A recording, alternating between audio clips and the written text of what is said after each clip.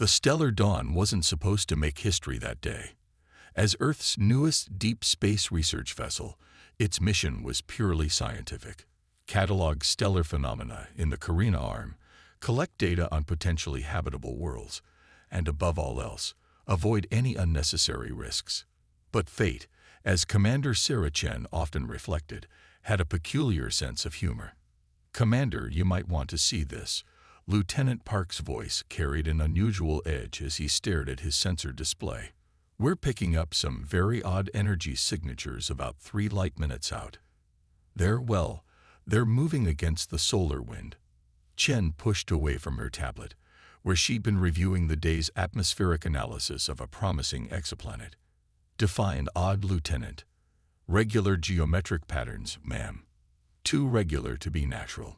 Park's fingers danced across his haptic interface, ringing up a holographic representation of the anomaly. "And they're getting closer." The bridge crew fell silent as the implications sank in. After centuries of searching, of sending signals into the void and waiting for answers, humanity's first contact with alien life was about to happen because they'd accidentally wandered into their path. "All stations, yellow alert," Chen ordered, her voice steady despite the adrenaline surge. "Dr. Harrison, is First Contact Protocol Alpha ready for deployment?" "Yes, Commander," the ship's xenolinguist replied, though she was already muttering about the inadequacies of trying to compress human language and culture into a standardized greeting package. The energy signatures resolved into shapes on their long-range scanners, ships, dozens of them, arranged in a perfect hexagonal formation. Their design was unlike anything in human engineering, all sweeping curves and impossible angles, as if Euclidean geometry was merely a polite suggestion. "They're hailing us," Communications Officer Rodriguez announced. "Signals coming in clear, but wait, this can't be right." He frowned at his display. "Commander, they're broadcasting in perfect English." Before Chen could process that impossibility, the main view screen flickered to life. The being that appeared looked almost disappointingly humanoid, save for its iridescent scales and the fact that its eyes seemed to be arranged in a hexagonal pattern that matched its fleet's formation. "Attention, primitive vessel." The alien's voice carried the kind of pompous authority that reminded Chen of every self-important bureaucrat she'd ever met. "You have entered the sovereign territory of the Grand Zarnaxian Empire. Your presence here constitutes a Class 3 violation of Imperial Directive 47 Beta. Prepare for immediate inspection and potential impoundment." Chen blinked. Of all the ways she'd imagined first contact going, being treated like a teenager who'd taken their parents' car without permission hadn't been one of them. "This is Commander Sarah Chen of the Earth vessel Stellar Dawn. We apologize for any accidental incursion. We're an exploratory vessel, and we're unaware of any territorial boundaries." The alien's multiple eyes blinked in an unsettling sequence. "Ignorance of Imperial law is no excuse. Your vessel's primitive construction clearly indicates a pre-spacefaring civilization. How did you even manage to reach this sector?" Now it was Chen's turn to frown. The Stellar Dawn was humanity's most advanced ship, incorporating everything from quantum computing to experimental dark energy drives. "I believe there may be some misunderstanding. Our vessel—" "Silence," the alien interrupted. "Your quantum field harmonics are completely misaligned. Your plasma containment is barely adequate. And is that a chemical rocket system for auxiliary propulsion? How are you not dead?" The bridge crew exchanged glances. Their auxiliary chemical rockets were cutting-edge technology, using an experimental catalyst that made them more efficient than traditional fusion drives for small-scale maneuvers. Furthermore, the alien continued, apparently warming to their topic, "Your communication systems are broadcasting on frequencies that haven't been used by civilized species in millennia. The fact that you've managed interstellar travel with such antiquated technology is a violation of probability itself." Lieutenant Park leaned close to Chen's chair and whispered, "Commander, I've been analyzing their ships. Their energy signatures are massive, but they're inefficient. like watching someone try to crack a walnut with a sledgehammer. Chen nodded slightly. Something wasn't adding up. The alien's tone carried the absolute certainty of someone who hadn't had their assumptions challenged in a very long time. The Grand Zarnaxian Empire, the alien pronounced each word with careful emphasis, has maintained peace and order in this sector for 10,000 years. We cannot allow unregistered primitives to wander about with such dangerous and unstable technology. For your own safety, you will be escorted to the nearest Imperial facility for proper evaluation. As if to emphasize the point, the alien fleet began to move closer, their formation never wavering. Chen noticed something else odd. Their movements were precise, yes, but also predictable. Almost programmed. "Dr. Harrison," Chen whispered, "what's your initial assessment?" The xenolinguist was practically vibrating with excitement. "They're speaking English, Commander. Not just English, but with idioms and grammatical structures that suggest they've been studying our transmissions for years. They knew we were out here, but they didn't expect us to be out here. If that makes any sense." It did, in a strange way. Chen had a sudden image of an ancient civilization, so set in its ways that it couldn't recognize innovation when it saw it. They weren't dealing with an overwhelmingly advanced empire.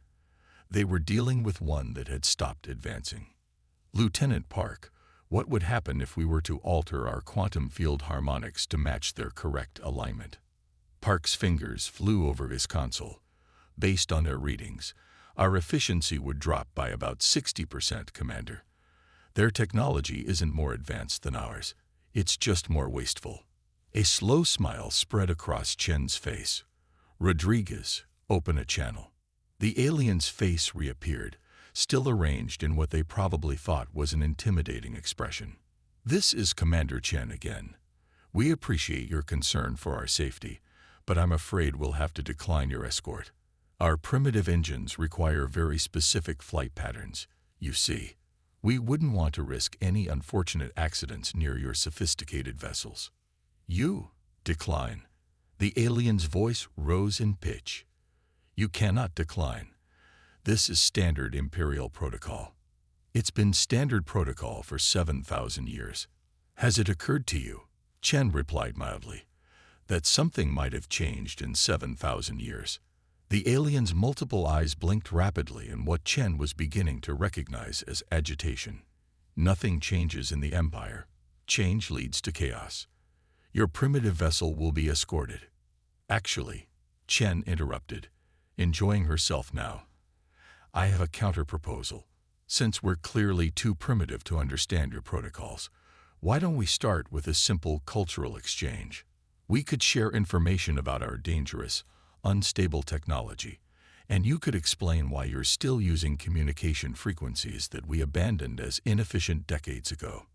The silence that followed was absolute. The alien scales had taken on a distinctly flustered hue. "This conversation is over," they finally sputtered, prepared to be tractored into formation.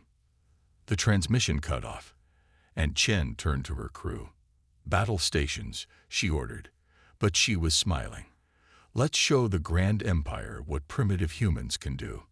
As red alert klaxons began to sound, Chen couldn't help but think that history was indeed being made today, just not in the way anyone had expected.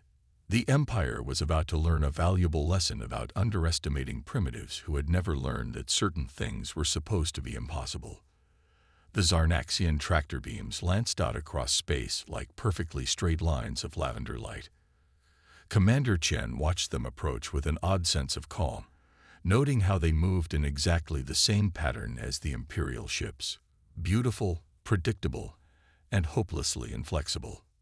"Evasive maneuvers," she ordered, "Pattern Sierra 3.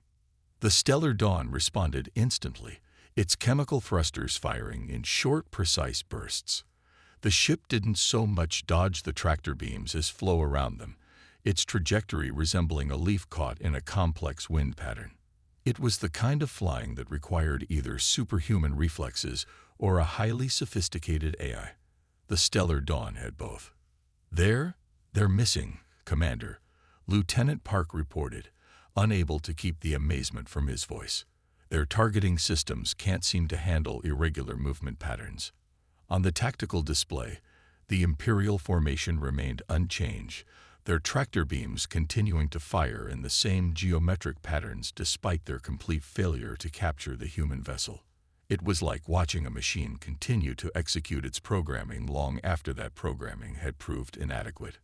"Dr. Harrison," Chen called out, "what are you getting from their communications?" "Dr. Harrison," Chen called out, "what are you getting from their communications?"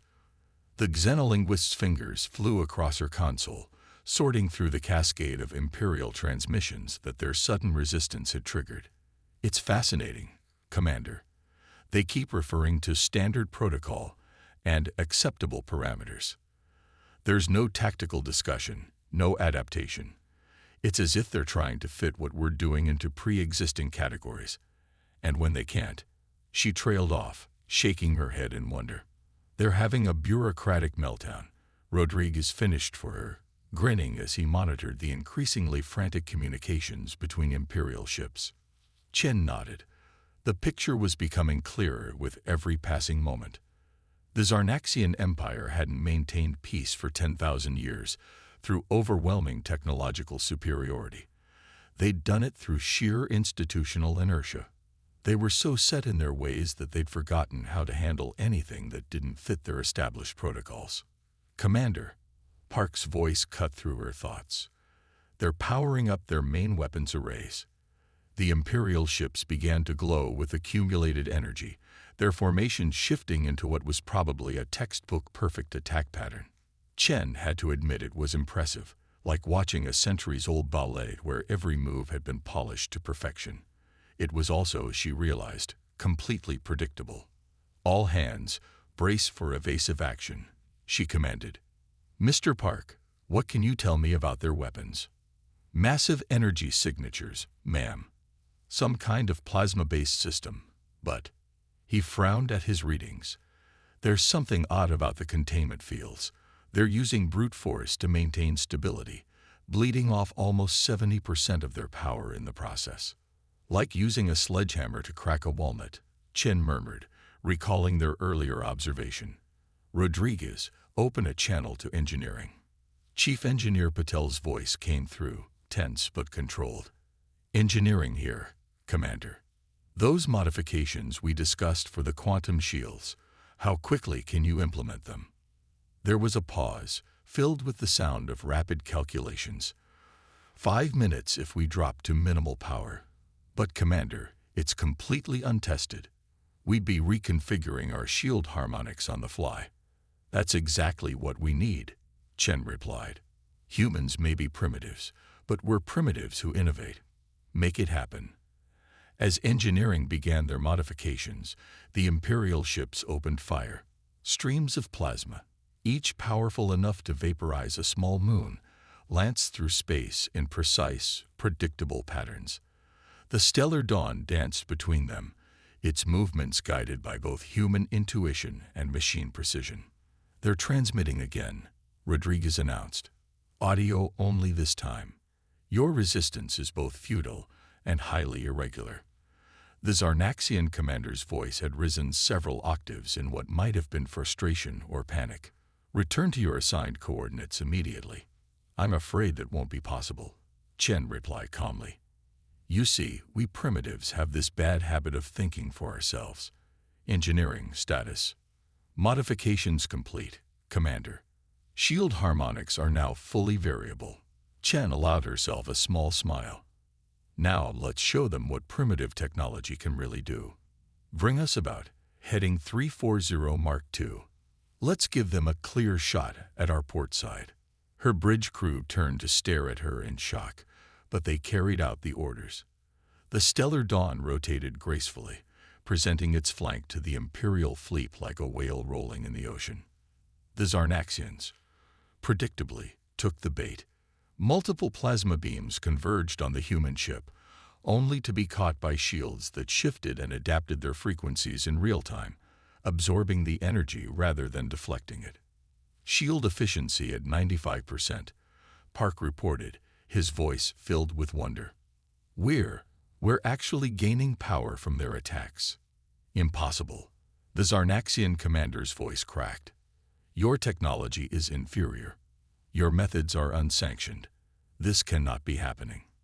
You know what your problem is, Chen replied, unable to keep a hint of satisfaction from her voice. You've spent so long doing things the right way that you've forgotten why you did them that way in the first place. Humanity, on the other hand. She paused as another barrage of plasma was absorbed by their shields. We never stop asking why not. The Imperial fleet's attacks began to falter, their perfect formations showing signs of strain as ship captains faced a situation their protocols had never prepared them for. Through it all, the Stellar Dawn remained untouched, its adaptive shields glowing with absorbed energy. "Commander," Dr. Harrison called out, her voice urgent. "I'm picking up new transmissions, multiple sources, all across the local sector. I think we're being watched." Chen nodded slowly. Of course they were. In a society as rigid as the Empire's, word of something this unprecedented would spread quickly. She could almost picture it. Other alien species, perhaps long dismissed as primitives themselves, watching as a single human ship made a mockery of Imperial power. "Well then," she said, straightening in her chair, "let's give them a good show. Rodriguez, broadcast on all frequencies. I think it's time we had a frank discussion about the future of this sector of space." As she prepared to address not just the Zarnaxian fleet, but potentially dozens of watching civilizations, Chen couldn't help but wonder if this was how empires really fell, not through force of arms, but through the simple demonstration that another way was possible. The paper tiger of Imperial power was being torn apart not by humanity's weapons, but by their ideas. And that, she reflected, was the most human victory of all.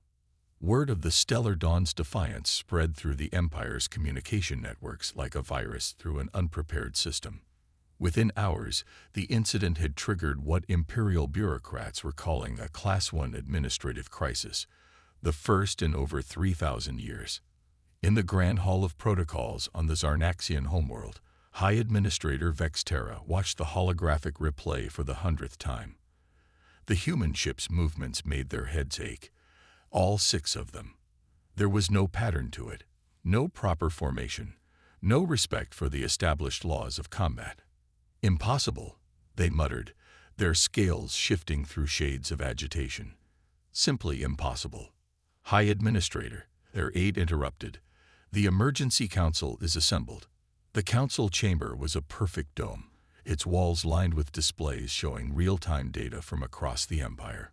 Today, every screen showed the same thing.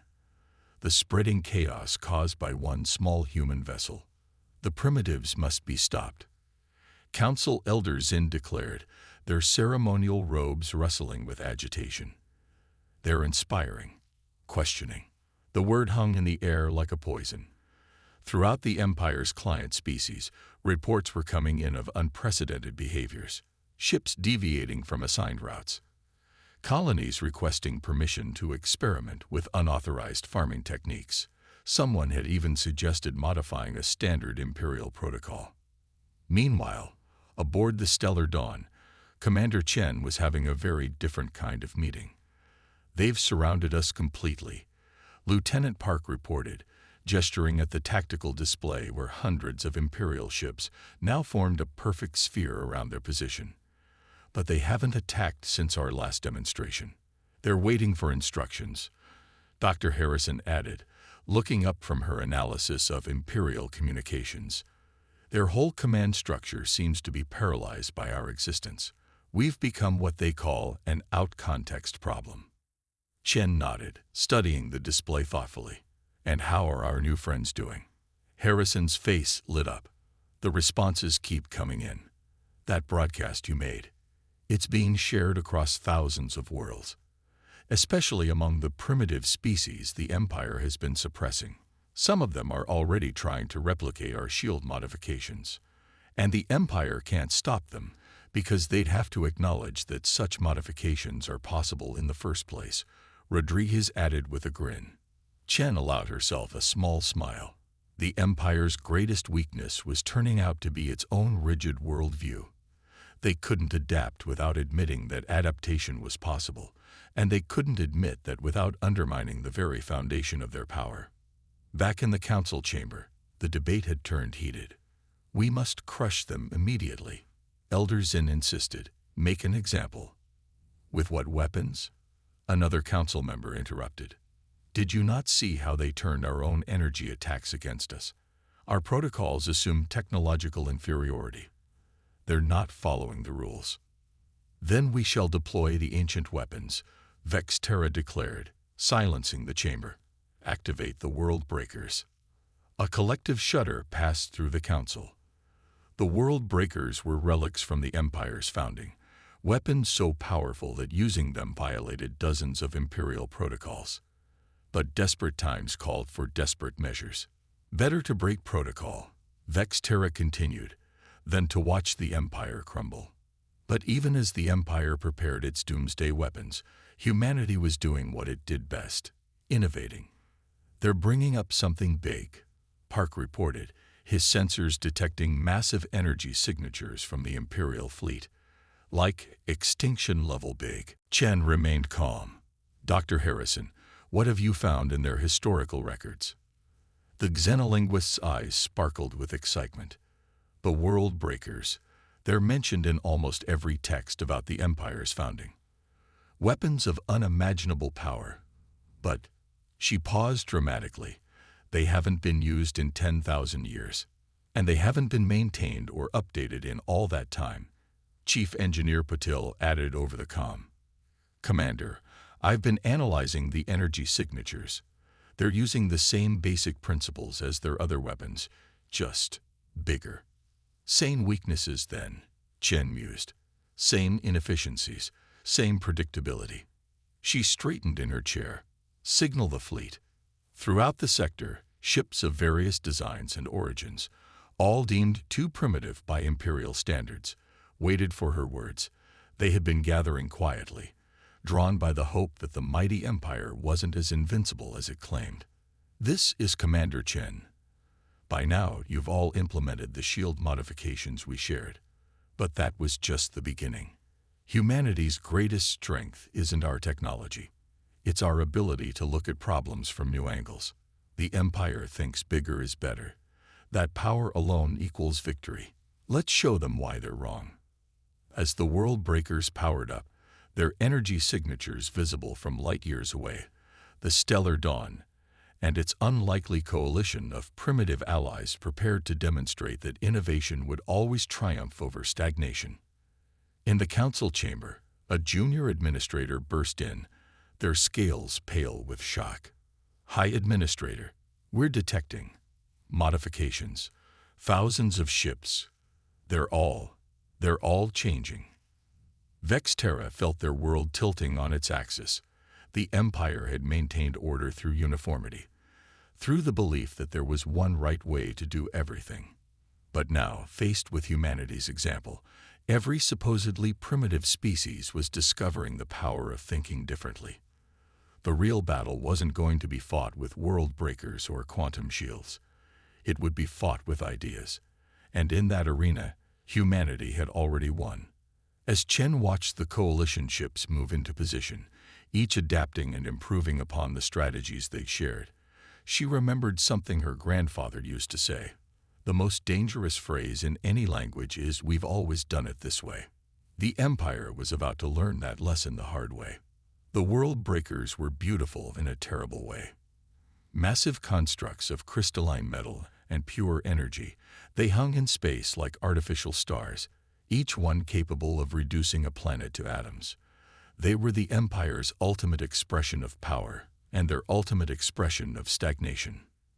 Target locked, the Imperial weapons officer announced, their voice trembling with either fear or anticipation. World Breaker Prime is ready to fire. High Administrator Vexterra gave the command, their 6 heads bowed in what might have been prayer. Begin the purification protocol. Aboard the Stellar Dawn, Commander Chen watched the energy readings climb beyond anything their sensors were designed to measure. Status of the coalition. All ships reporting ready. Rodriguez confirmed, though some of them think we're crazy.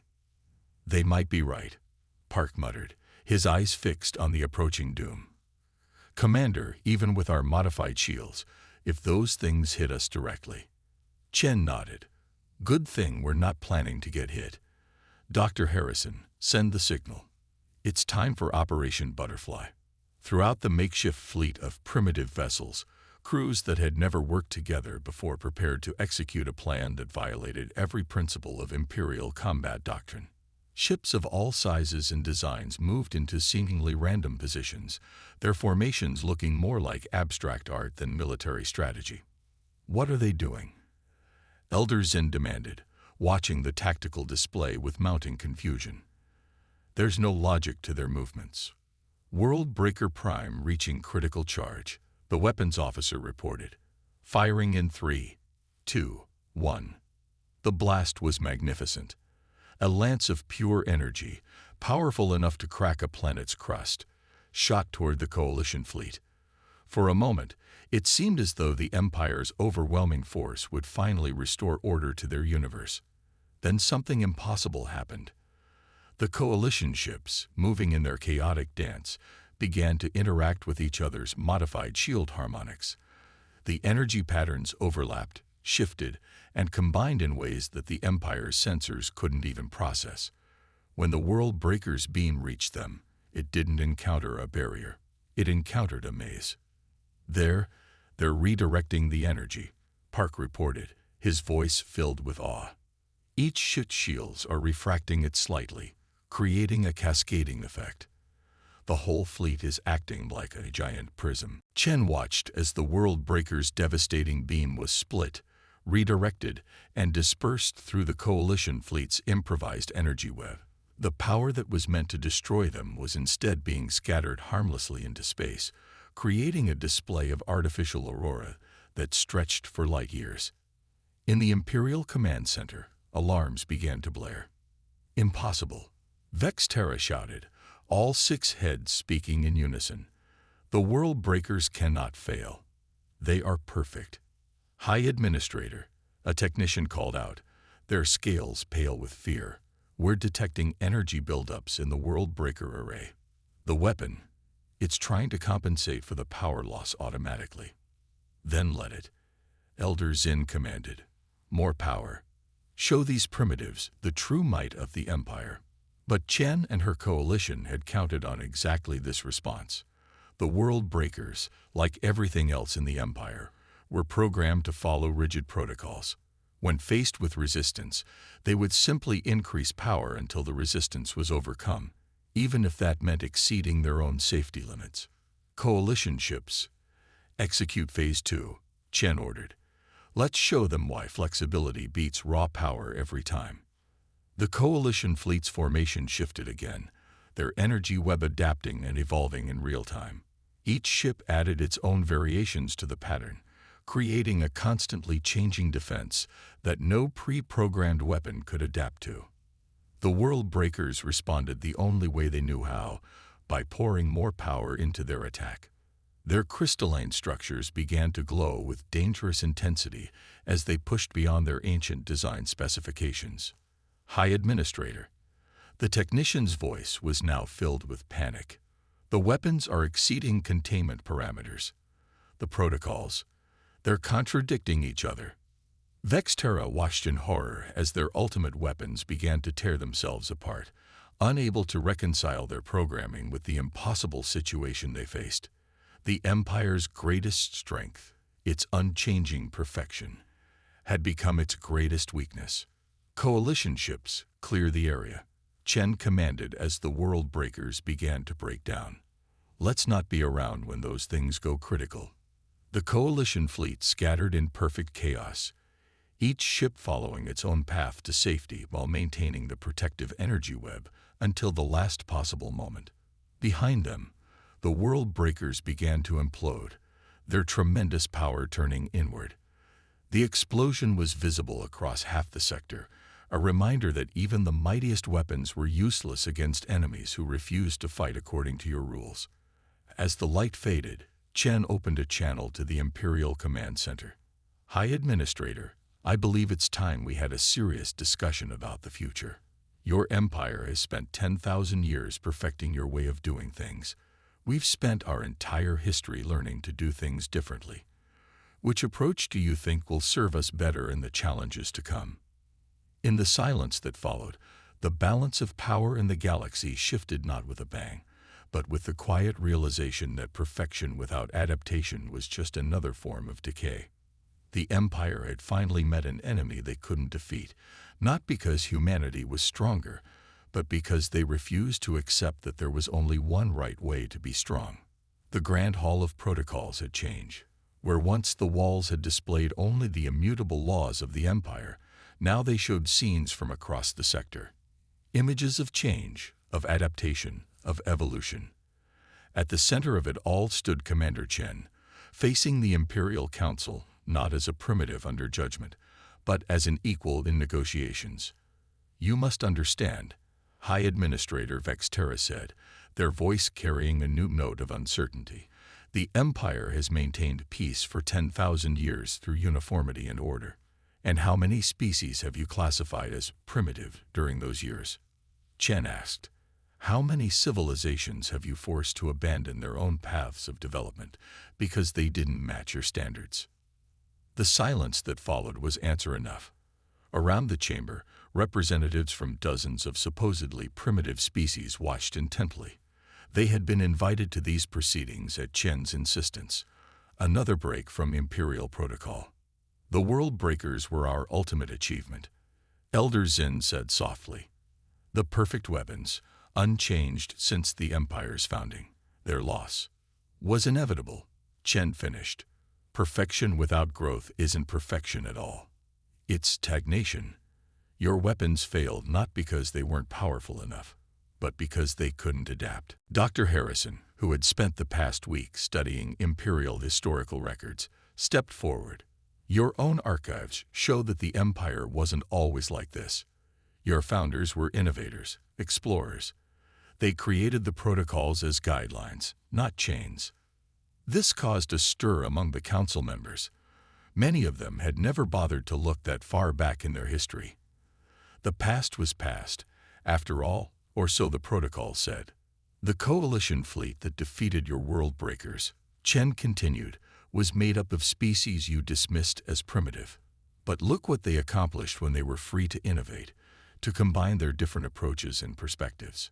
On the displays, footage played of the battle's aftermath.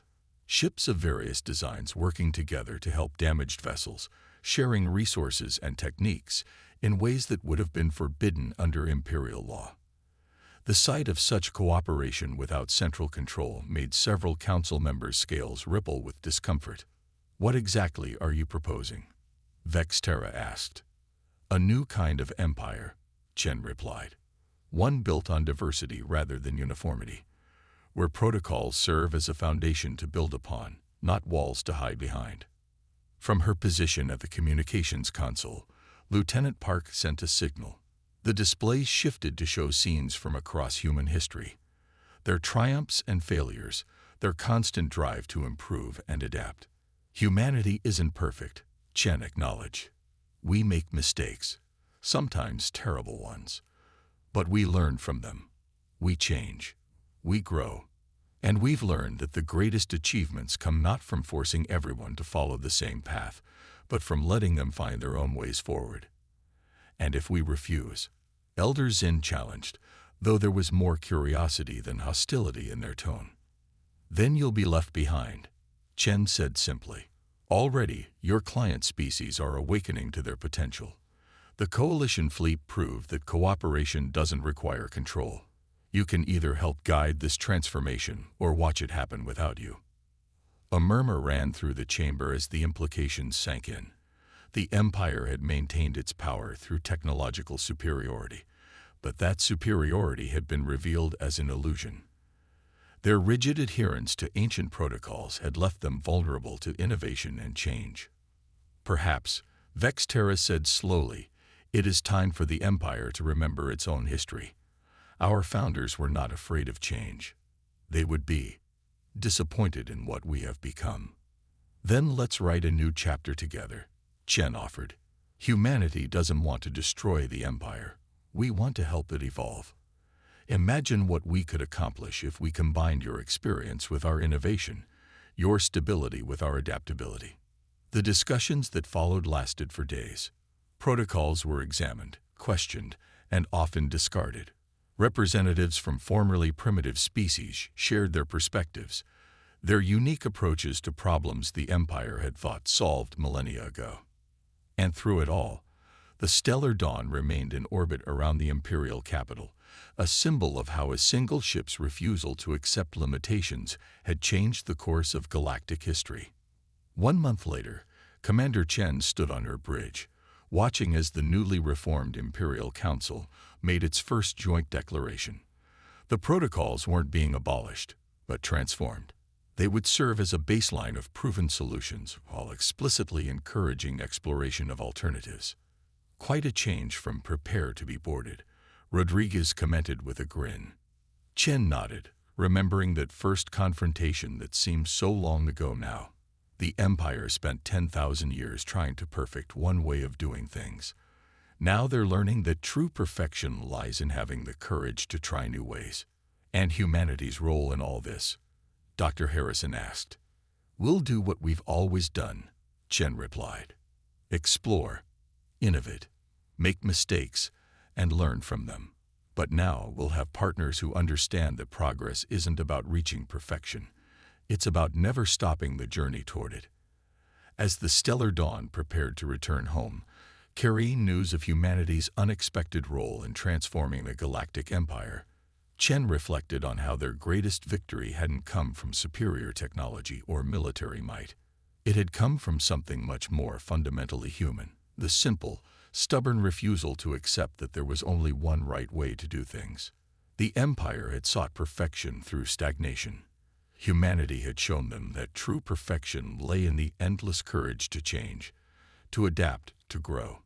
And in doing so, they had not only saved themselves but helped awaken a galaxy to new possibilities. It wasn't a bad day's work for a bunch of primitives who didn't know their place.